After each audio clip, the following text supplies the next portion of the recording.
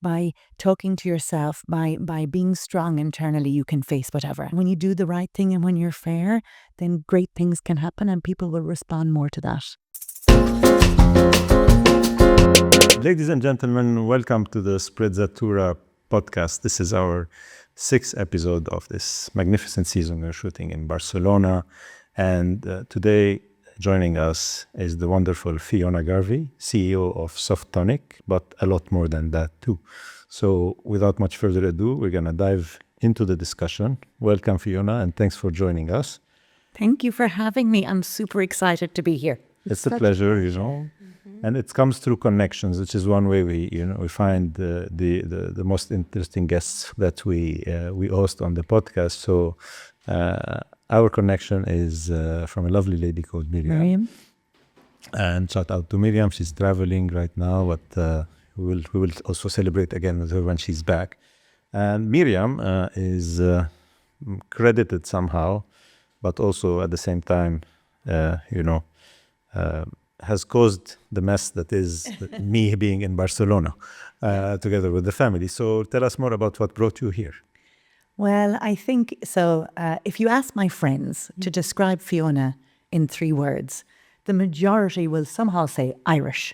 And I am in all that means. And so I grew up in rural Ireland. I'm the oldest of 7 children. There wasn't much to do. Probably why my parents had 7 kids. But we were really, the free-range children in nature. Nearest shops was far away. And it was a very good life, but it was a life that for me was a little bit familiar. And so I first moved to Dublin when I was 16 to study. And then I moved to Germany for a summer where I actually was a chambermaid. I think my mom is still in shock that I did that up a mountain without German. It was a bit of a disaster, but I lived to tell the tale. And after that, travel was always there, an adventure and doing something different. And maybe also a bit of getting away from everybody knows you in Ireland and the rain. 232 days of rain in Galway. Versus, on some good years here, 55. It's so beautiful. It's so green. So green, but babe, it's you need blue skies. So I met my now husband, then boyfriend in Dublin. And he loved me, but he didn't love Ireland. And he said, let's go somewhere. And I don't know if you're familiar with Sesame Street. Yes. But I knew the word agua. And I thought, I have a word. How difficult can this be? And so we just came for adventure, arriving on the Ramblas at the time when there was birds and people and craziness everywhere. And the vibe was instantly electric and confusing and fun. And I just fell in love. That's fantastic. And I would even say it's not just your friends. As we were doing our research, it's the internet also that says you're very Irish as well. So it's been so wonderful kind of seeing how that thread of identity and reading to see how it flows through your work. And I didn't know you were from rural Ireland. You guys just had a pretty great stat. It makes my heart really happy coming from the sustainability space, how intentional you have been to reduce your carbon footprint at Softonic by 21%. And it's how you weave your beginnings and belongings, as we like to call it, into your work. What else has kind of shaped you from your time spent in Ireland that you think impacts your work today? So I ask a question to some, not all people, because some people might run away if you ask this question, but I ask a question in interviews and I say, what of your personal experiences helped or shaped you to become the leader that you are today? Right. And, and when people get a bit stuck, I might give them a hint. I was like, I grew up the oldest of 7 children in a family where my mom was fun and adventurous, but a bit chaotic. So we would all jump in the car and my mom would say, the car is going to take us on a drive. Left or right? Which way? And this level of chaos was something I grew very much up with. At the same time, I needed some order in that life. And I think being the oldest of 7 kids, you're from an early age where you have a mum who's fun and brilliantly creative. I was probably the boring one, adding some order. My mum used to say I was bossing the kids around from the time I was 7 years of age, and that's probably a bit true. And so that was definitely one of the things that shaped me. But the other big thing that I would take with me is when I first went to Germany and I didn't speak German, my mum gave me a book and it was called Louise Hay's You Can Change Your Life. And I had never read a self-help book. And sorry, Mum, I didn't read that one fully either. But when I was in Germany and I was up the mountain and I didn't understand people and they didn't understand me, and I was lonely and I was trying to make a bed and jig time and confused about that, it was a book that I connected with, and it said, by talking to yourself, by being strong internally, you can face whatever. And it was one of the definite things that helped form me. And from there, when Australia came up, I was supposed to travel with my best friend, and at the last minute she couldn't come, and I had to make the decision to go alone or not. And you mentioned friends. I'm very much friends and tribe, so that was a big thing for me. And doing that adventure and getting out there. And my first job was door knocking, where you needed energy and whatever, otherwise you weren't making the sale. And so these are the things that have definitely shaped me. The feel the fear and do it anyway. The knowing that no matter what is thrown at you inside, you have the resilience to do it. And also been a bit, crazy. Just go with the flow and see what happens has probably shaped a lot. Up. Yeah. Because when you look at your leadership style, it seems very like directed and orderly and it's very metrics driven. Your company boasts incredible numbers that if you look at the time of when you're CEO and what those numbers look like, it's not too hard to tell why those numbers are as phenomenal as they are.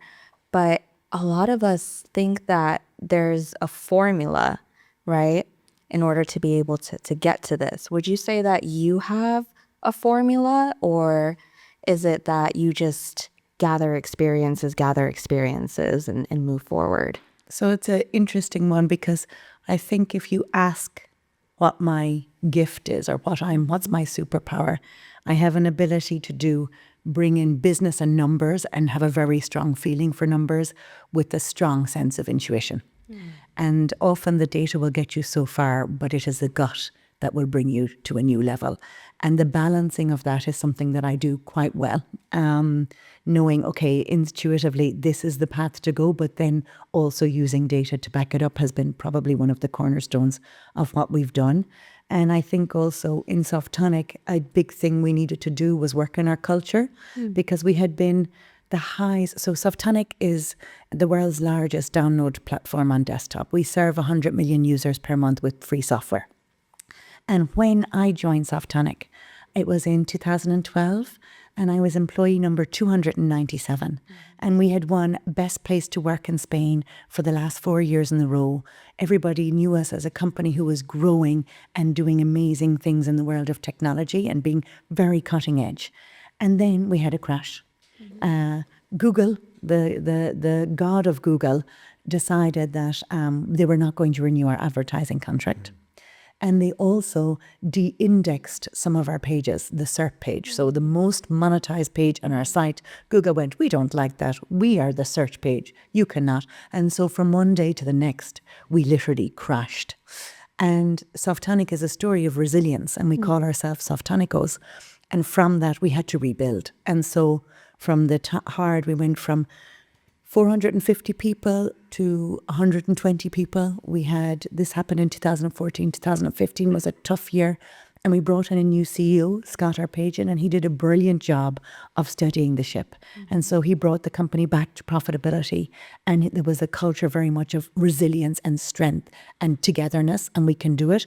And so during that next 5 years or 6 years, we were profitable, we were in a good place, but we weren't growing. And so then when I was asked to be CEO at that stage, I had held about 5 different jobs in Softonic, from customer service, business development, I think, was my first one, to sales. I was a general manager of Softonic.com. I was in the advertising area. I was in marketing. I was in different jobs within the company. And the last one was CEO. And when they asked me to do it, they gave me the remit to grow the business. And I was like, how am I going to do this? And so in those instances, you go more with your gut, and you hire and bring back people who you've worked with And I have never been afraid to hire people better than me, knowing at some stage they should go for your job and you're okay with that. Move up or move out after a few years. And so I was lucky to have a really strong team. And then I did phone a friend. So I was literally going, when I got the job, I was like, guys, people who I'd worked with in the past, people who knew people from somebody, I was literally going, can you come and help us figure some things out? And that's what happened. And that started the basis of a culture of trying things a little bit differently and not being afraid to fail, with more speed maybe, and thinking more big than we had been doing. And that process of culture change, changing our values, doing all of that, we've been doing for 3 years. And to be honest, if you ask me the main reason that Softonic is doing well, it is because we live the values and we have the team to do so.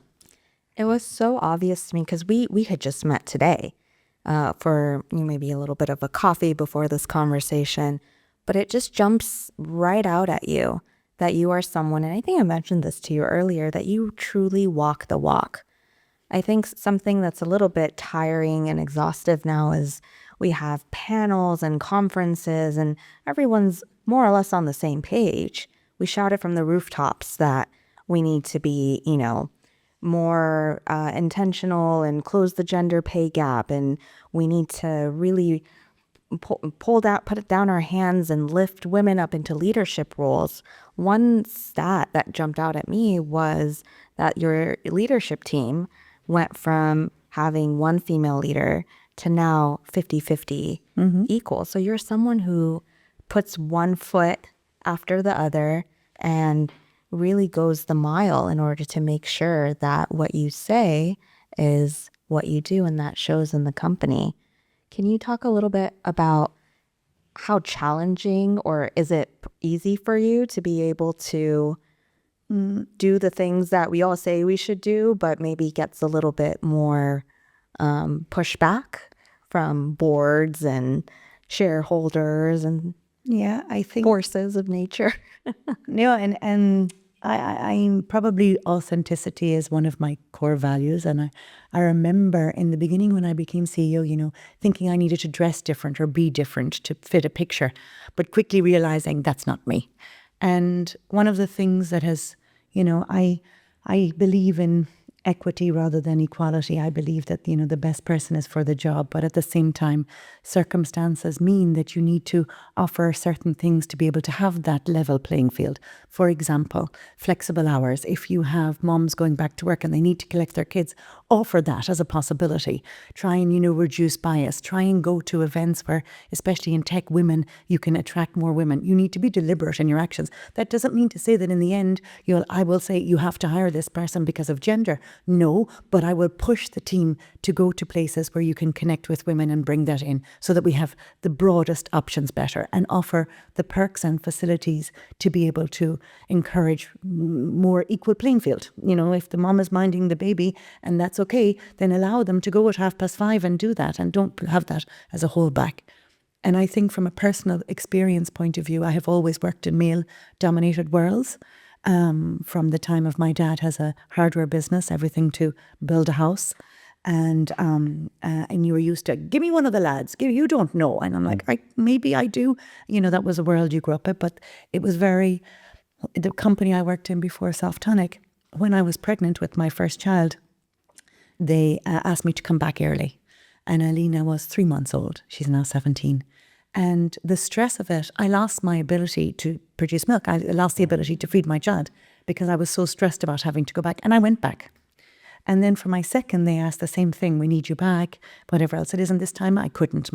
Our son is Luca, and he was more needy. I wasn't going to get away with that. And I didn't want to. It was, the family first. So I didn't go back to work and they let me go. And so that was a real learning for me. And I swore that on my watch, that would never happen.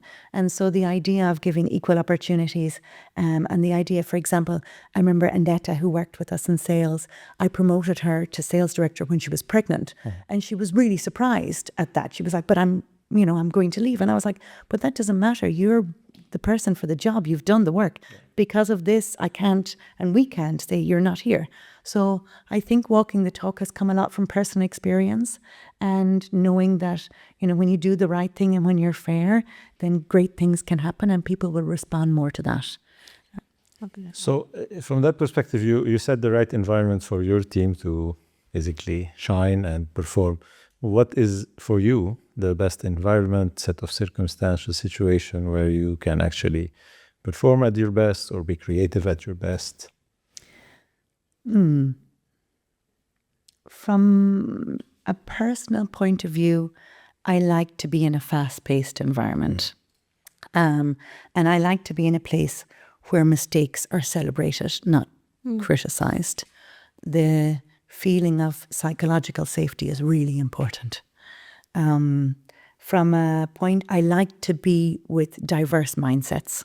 I think in diverse mindsets creates innovation and a bit of crazy, but different minds and different ways of doing things and looking at things. And, you know, in my leadership team, you'll see that very evident. You don't always get it right. So I remember hiring somebody a while ago, and the HR person said, "Oh, you're very brave." And I went, "Oh, thank you." And then my coach said, having met the new team, "Oh, you're very brave." And I went, "Oh, thank you."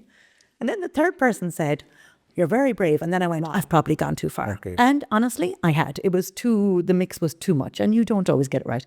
But being in an area where you have diverse mindsets, with people able to give their opinions and doing things quickly, celebrating failure and going, it doesn't have to be perfect. Just get it done. And then, you know what? We can always go back and figure it a bit out, but just go, just try.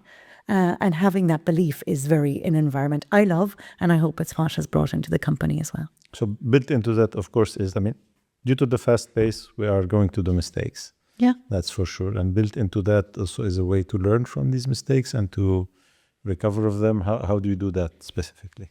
Learn and celebrate. Yeah. As long as you're learning, you have to celebrate the mistakes because, you know, we have tried many ways to diversify the business in Softonic. Many. Before my time and after, since I became CEO. And most of them haven't worked. And that's the reality of it. But you learn. As long as you're learning from it, it's good basis to move on. Yep. And right now we're branching into B2B. So we are very much B2C business. We provide software downloads to end consumers. And B2B is a very different world. Mm-hmm. Many similarities, but we're really putting focus on that as a way to diversify. And that was a learning curve as well. And we still made mistakes with that. And we're still learning with it. But the belief that, you know, you can celebrate it and be okay to do it as long as you learn from it. So things like retros are very important in Softonic. Mm-hmm. And retros where I get up or we get up in front of the company and go, look, this didn't work. Yeah. And it didn't work for this and this and this reason. We had these assumptions. You know, the assumptions is make an ass out of you and me, my old English teacher said. And so, but it's good to have assumptions. It's something that's normal. But we had these, what happened? And what do we learn? And we use data. And when we can find data that makes sense, you have to put that first. But you also need to see what else happened. What happened with the team? What happened with the energies? What happened with did we put the right people in the right place in the right environment? And so when you're looking at that, it's not just the data that we use, it's everything. And then you own it. You own your story and your failure, and you celebrate and learn from it, and we publicly do it. And I think it's a way of then people not being afraid to try things when we celebrate it as well. Well, I was going to ask, have you seen a shift in your team from when you first implemented this policy of the retros to now, and maybe noticing that they get more and more confident in sharing their learnings and voicing their course corrections, or was it pretty comfortable from the start? I think Softonic is a company that has a lot of wonderful things. So the idea of retros I got from Softonic. It wasn't something I introduced. I mean, they do have scrums and they have cycles and everything around it. And they were very good at looking at what happened. Mm. Maybe the idea of celebrating the failure was a little bit different, but the idea of looking back and being responsible was always something that was very in Softonic DNA, in the values of Softonic. You know, what does a Softonic mean? It means to be resilient, to be reliable, to care for each other. And many of those traits we continue to have.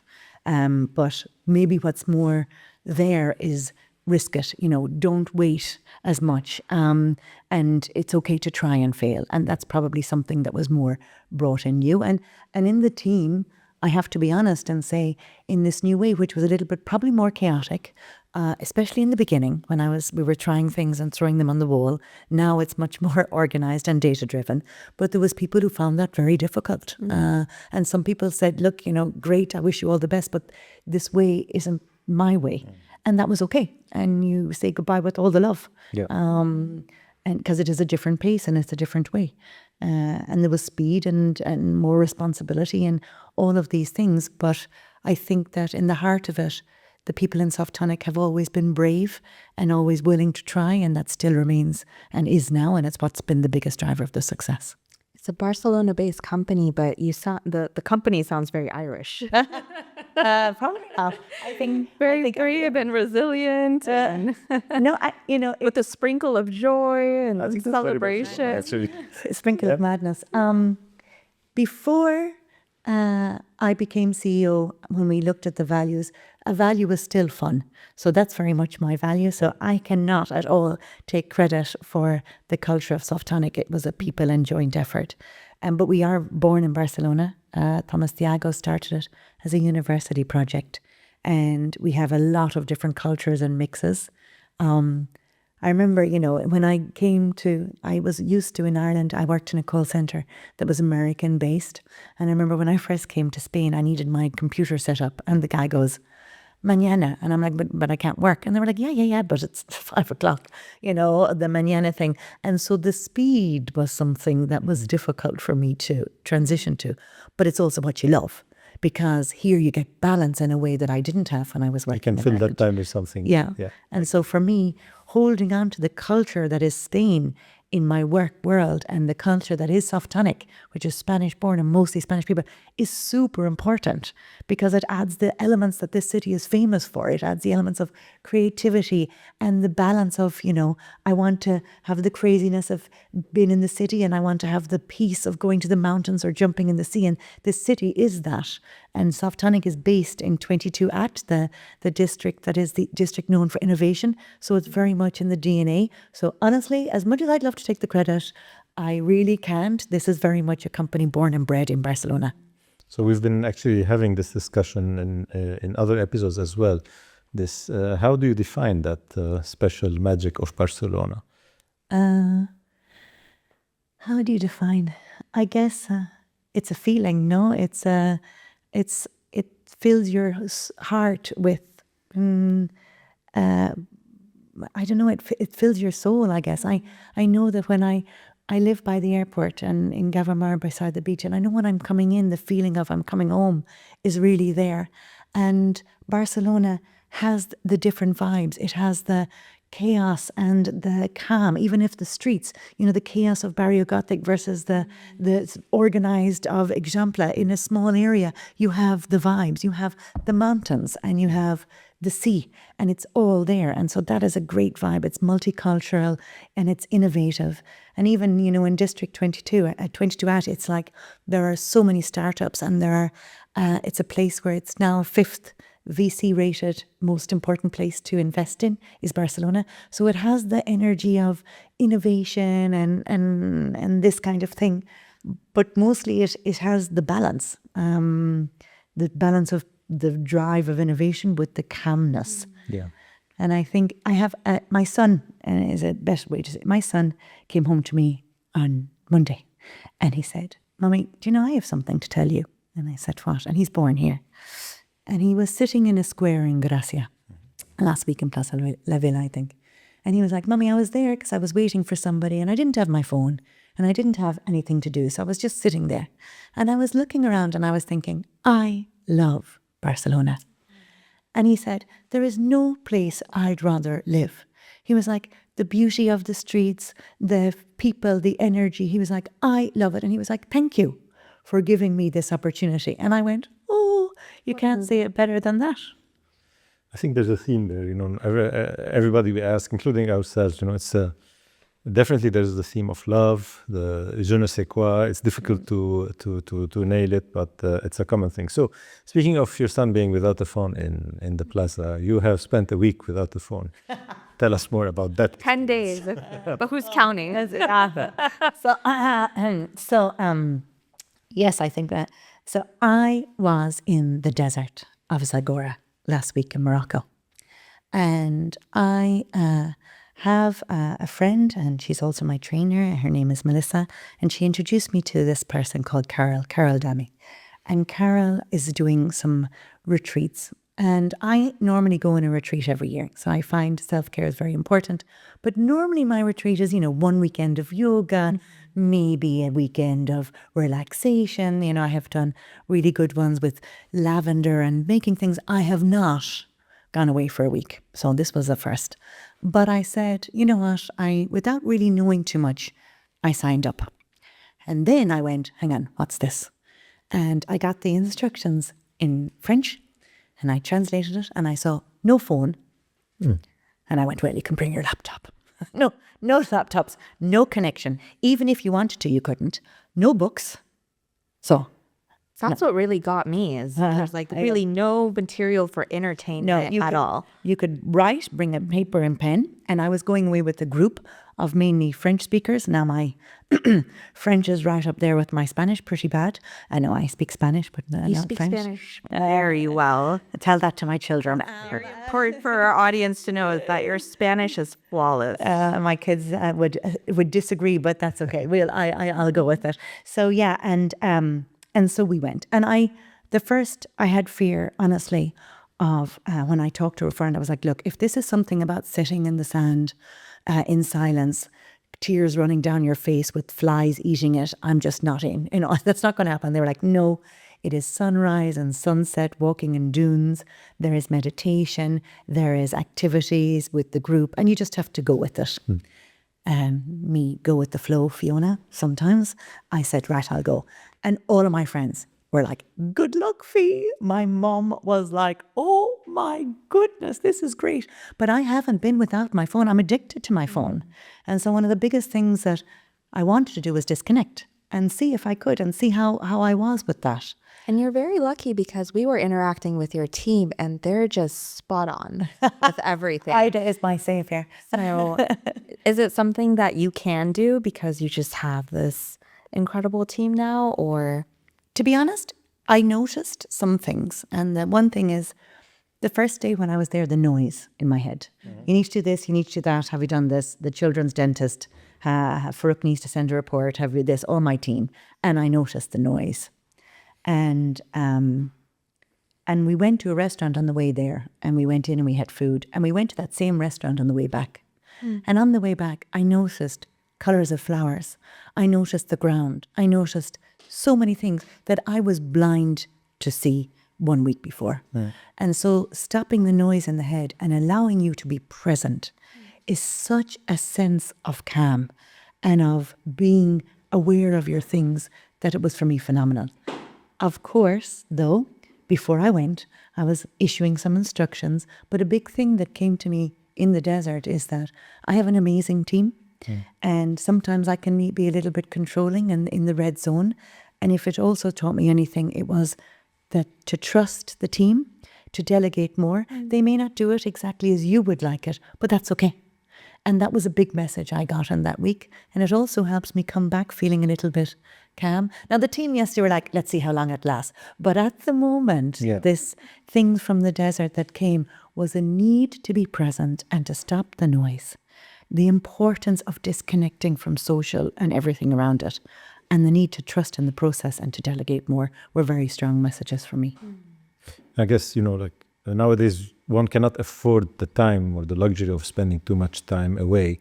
So taking these in micro doses might be the best way to do it, right? Like a long weekend from here, like you said.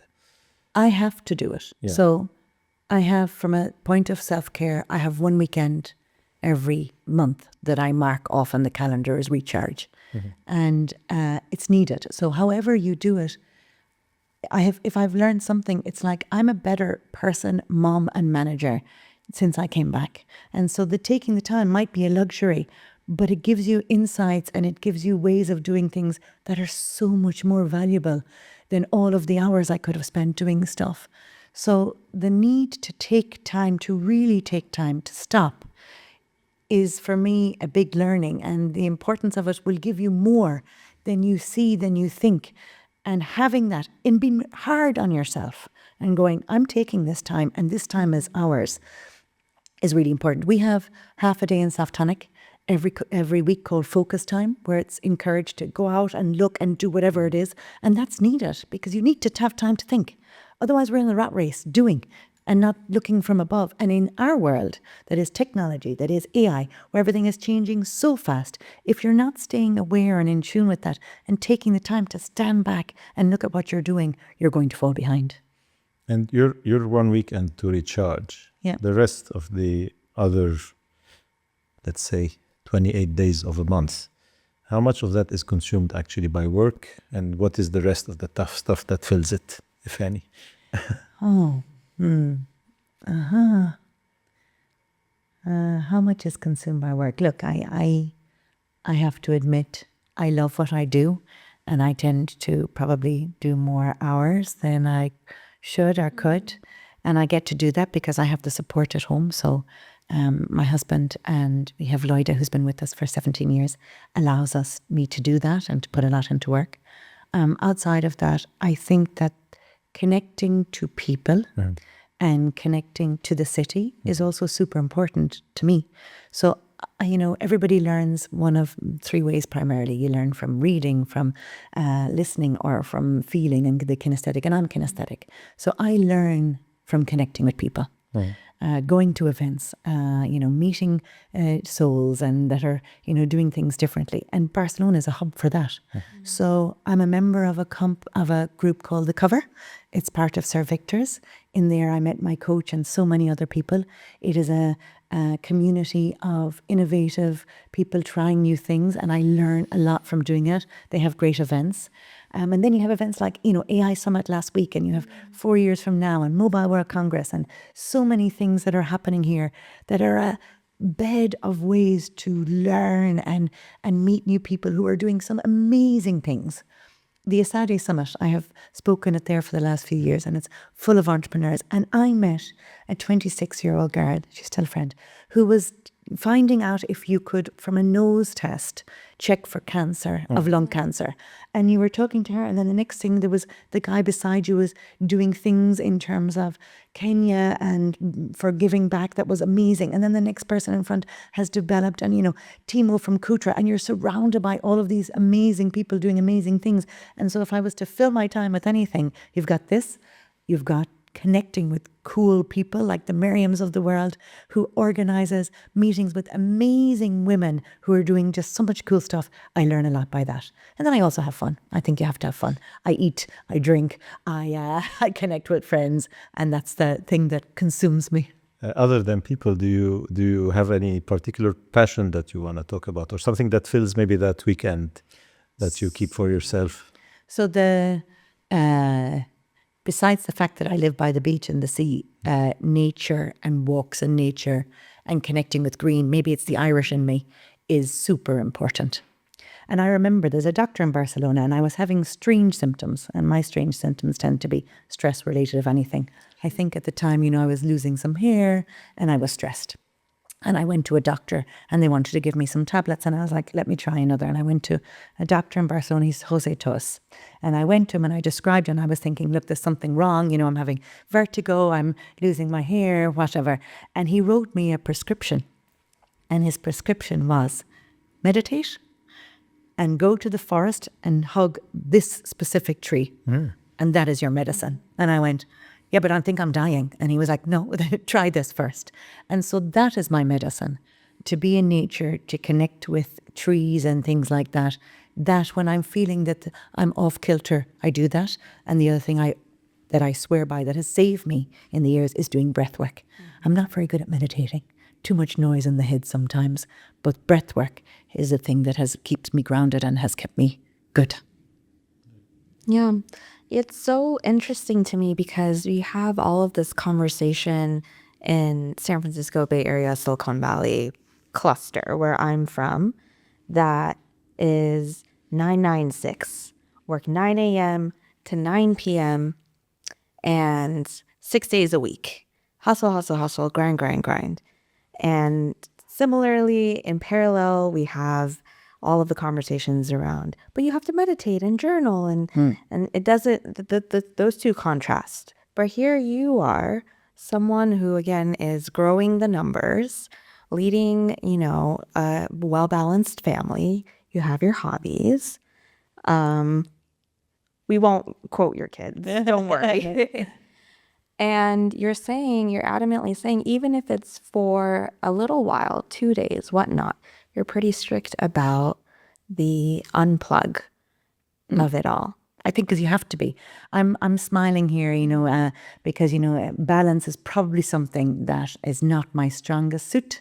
And to be honest, I've decided that balance is overrated for me. But the swings of the pendulum need to be shorter. So, I work with this. I work with a +10, -10 rather than a +100, -100.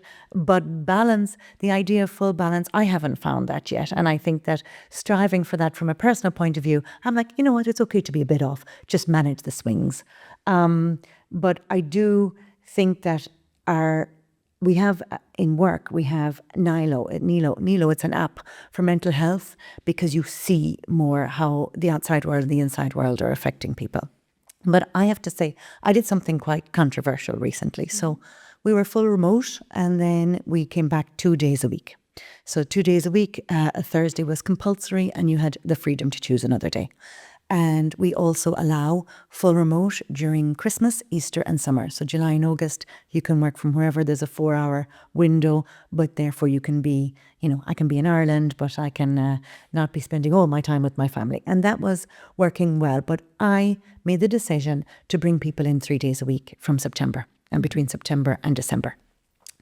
And it caused unbelievable upset and pain and I have constantly people not happy with work-life balance and all of this. And in a situation where the company is going to have its best year since 2013, why are you doing this? And I spoke to Paula yesterday, who's the amazing person who's been with Softonic and me for a long time.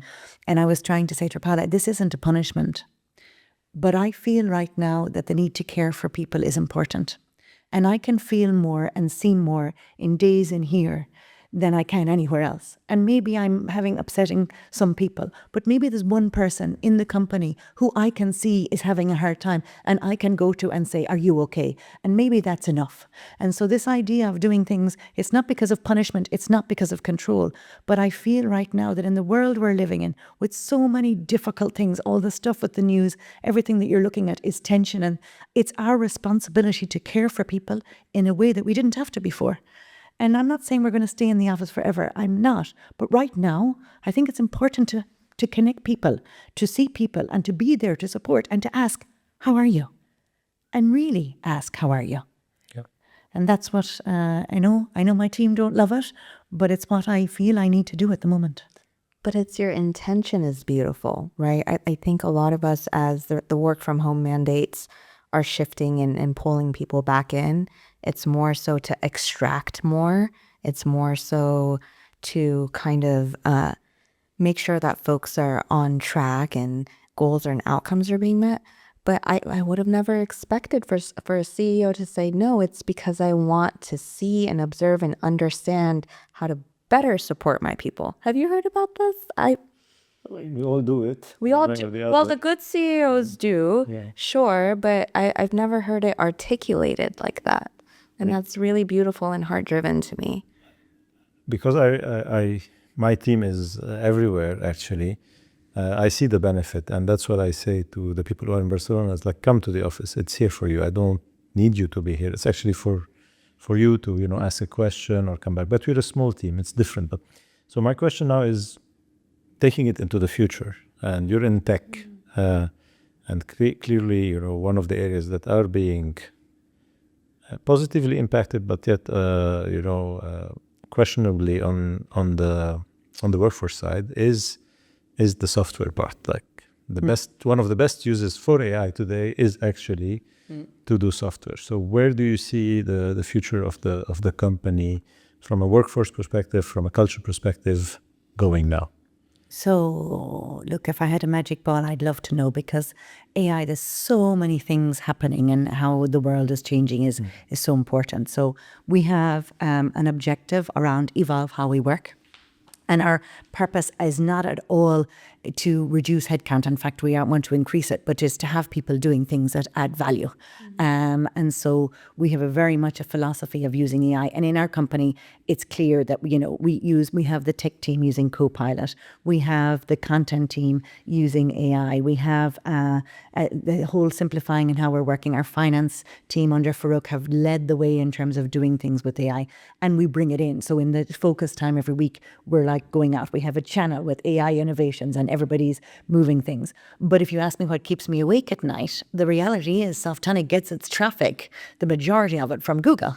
And that world is changing. LLMs and everything around that are being different. And, we're saying, will they do downloads? Will they this? And being ahead of that is really important. But the values that are Softonic and the values that hold true has to be being trustworthy and being there. And I believe in the fusion of, that with my data and intuition, it's the fusion of AI and embracing everything to do with AI, but also being the human, empathetic, the voice of trust, and that both those things are needed.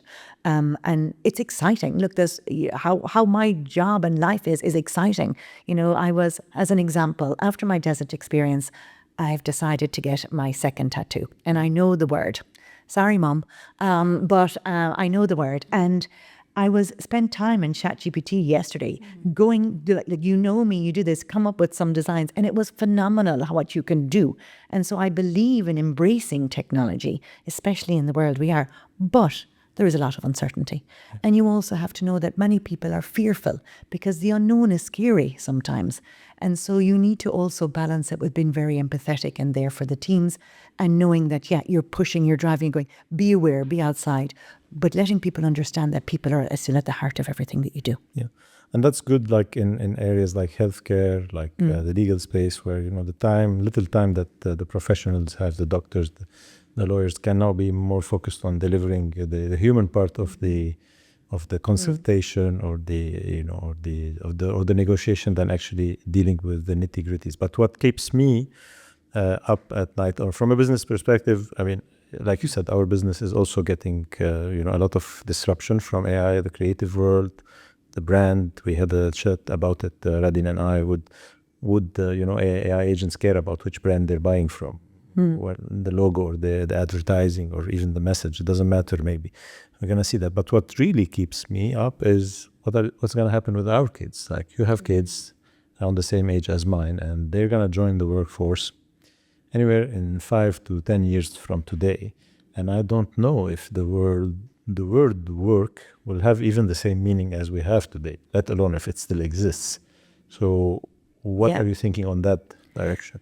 So I think, in terms of values, the values that have become more important to give your kids, I think resilience is always one. It's one of my values, and I think it's important for kids. But curiosity is such, it's not a buzzword. They need to investigate, look, understand. And actually, so we're in a very privileged position, and my parents did the same with us kids, that we have been able to find a school to suit our child. And so, the universe gave me children that couldn't be more different. I have a meat eater only and a vegetarian. So, it's been their chalk and cheese. And our daughter goes to a British school in Gavamar, and it's structured and aligned, and she does very well there. But our son goes to a school called Learn Life, and Learn Life is in Barcelona. It's very alternative. Half the time I'm thinking, what is he doing there? He loves going into school. I was like, this isn't normal. That's my left brain though.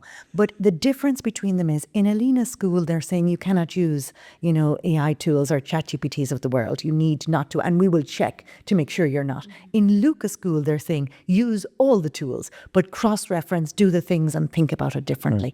And so there is a need to change education to prepare the kids for the future, and that is slow in happening. And that concerns me, because right now our children are not going to be prepared for the new world unless we, the schools change how they're thinking as well. And so I'm very happy to have Luca in Learn Life. It's uncertain, it's chaotic. Maybe it'll be different. You don't know about universities, but at the same time, I think it's preparing the kids more, because it's more curious, more accepting, more diverse, and using what you have there. Luca's telling me about crypto and trading, and he's 15, and I'm like, wow, but that you need to do. And so our responsibility as parents is, where the education system may not be there, we are the responsible to get our kids' minds as open as they can, and to be curious, because it's changing so fast. It's very difficult to say what the future will be. Something interesting we talked about in that conversation also was young people coming up in companies, right? And when you have AI optimizing certain tasks and roles and there's a reduction of the workforce, we're a little bit concerned about what does it look like who's fostering, nurturing, supporting the younger workforce and developing them to, one day take over or manage more people and be more humanistic there. So what are your thoughts on kind of that crystal ball of the future? Oh, I think, it's a good question, and I don't know if I have a proper answer on it. I'd love your thoughts. Being a little bit younger than me and more probably maybe in tune, but I do think that in time, mentoring is very important, and I give time to try and mentor. And so maybe I did Nordstrom, a great place here. I did a coffee morning there, and there was some of the girls afterwards asking, can you help me with things, or in a sad day. And I think that it's important to give back, not just in terms of charity and life, but to give back in terms of mentoring and these kind of things, and have that available for people. I think it's one of the things that I would love to do more of and be more of, because it's difficult.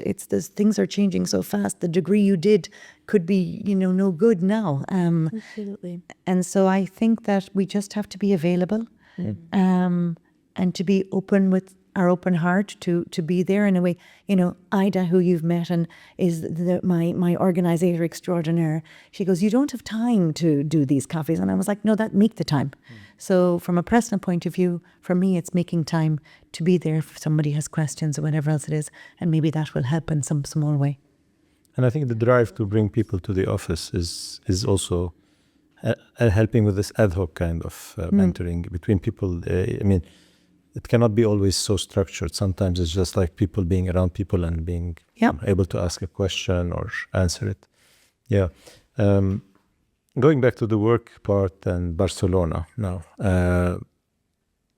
the company is global, right? But it has a strong Barcelona identity. How do you see this seeping in the way the company communicates and acts with clients and users all over the world? So yes, I think we're in 16 languages, and we're available worldwide. And in fact, we're born in Spain, but it's English first. Note me. So we have a very international based, and our clients are very much, the revenue is mostly generated in the US. We have a lot of clients everywhere, but it's mostly, US based. And so I think that's a nice fusion of the Barcelona way of doing things and the international way. Right now in Softonic, it is about being international, and things that you have to mind about in terms of language and how you speak, how you communicate. There's a lot more things to think about in that area than there was. And so having a good people team and a good communications team to make sure that your language is up to date, and the words, the meanings are the things that, that really matter. It's really important, much more than it was a while ago. So yeah, I think that for us, it is about, being aware, being out there, go to events, have people in different countries to bring back the ideas to, there's an event in Bangkok, and there's an event in Tel Aviv, and there's an event in New York, and there's an event and all of these events are bringing back cultures and mixes and things like that. And it's important to have it to have that bringing in of cultures and also adapting yourself to what's happening. That makes sense. Yeah. Absolutely. Something that comes so natural to you and I, but I really do hope that as companies grow and expand their footprints, they're also keeping in tune with the importance of language and translation. Because I see, as Ziad and I, we speak a multitude of languages between ourselves and our families. There are even the word Sprezzatura, right? Yeah. There's no direct translation, so you have to work around it and its explanation in order to express that meaning. And the fact that you're taking your time and understanding those nuances, those cultural contextualizations, is something that I hope to impart to the audience. But I had amazing, so, the three people that are here, and the Celeste and Leighton, right in, I think I don't even know how many languages you speak between you, but I'm sure it is a lot. And, when you were speaking and you were saying, speaking in Spanish, and you were like, yeah, I studied it. And then, you're speaking some words in French. And this is apart from English better than I do, and it's my first language, and I know it's yours as well, but you also speak Iranian. I find that amazing. And that you guys are embodying everything that is also multicultural and bringing in things is super cool. Yeah, and Barcelona has this as well. I noticed there's a lot of French-speaking people in Barcelona.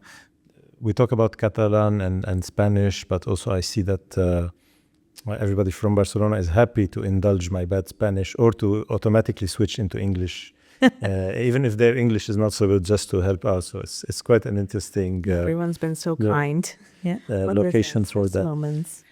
There's one thing maybe one of the reasons I'm probably the CEO that I am is because I'm quite good at people. And one of the reasons I'm quite good at people is I became very good at body language. So when you're in conversations, right, and you really aren't sure what they're saying, it's in Spanish, the flow is there, you've probably missed a word. I became really good at studying and going and knowing when to go, oh, sí, oh, I am muy bien, oh, fantastic, yeah. Oh, I swear that, oh. And my husband would come and go, what were you talking about? And I was like, I have no idea, but we had a great conversation. And so that you get attuned to a different way living in Barcelona that adds to your skill set, to be honest. It does, yeah, it's part of the language anyway. Yeah. But that actually, I noted something in the beginning, like the book that your mom gave you, Yeah. you never read it, but it actually helped you somehow. So, Yeah. and it was it the title? Like, did you actually read the book from its cover?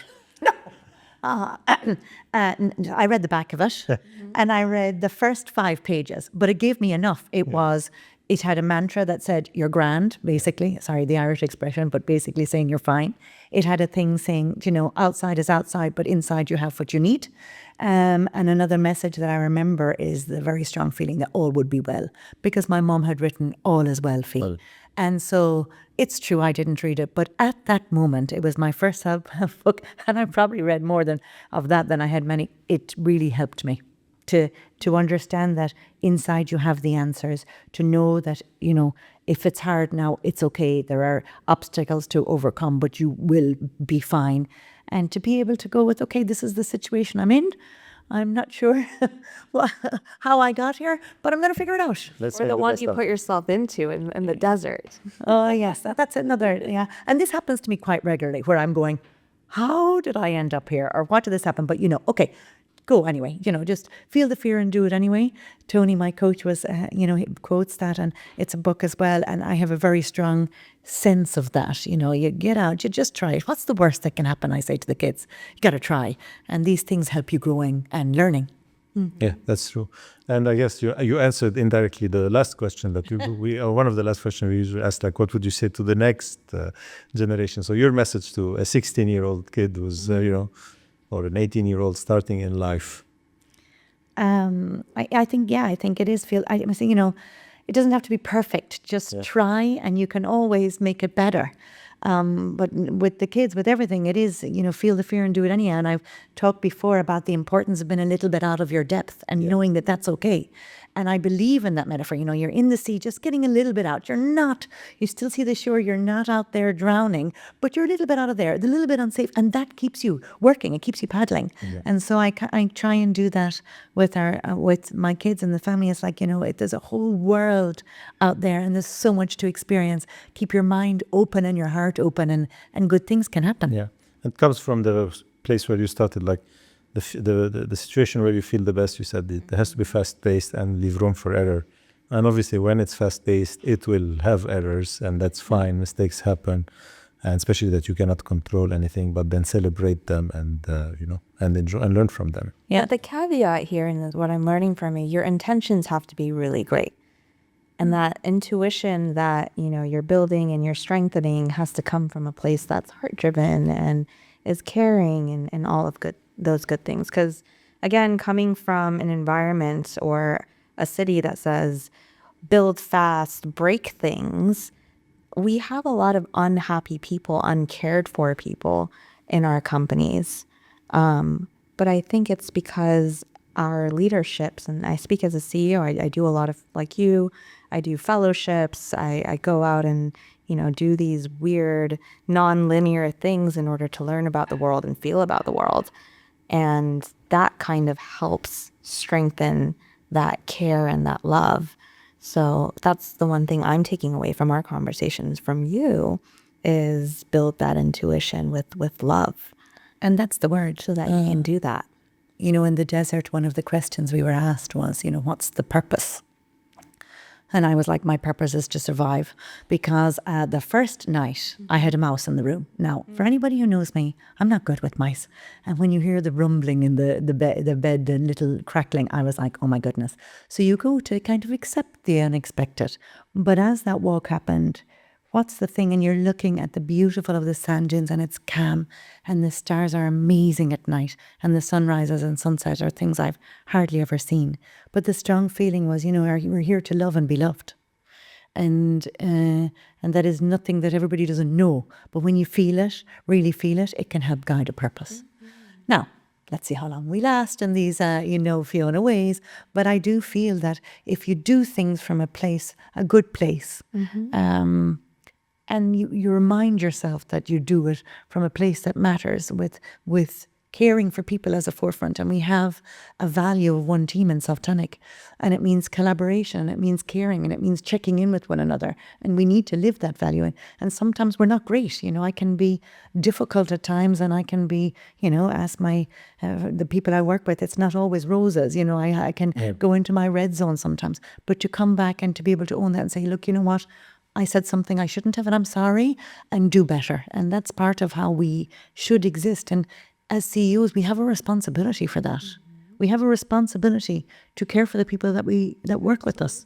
And even to the outside world, I think, for somebody to do their job properly, they have to love the customer, the user. There has to be this feeling of, empathy towards, because, anyway, in the business world, you have to fall in love with the problem, not only with the solution. That's how you actually really innovate and make things happen. So speaking of love and feelings, music.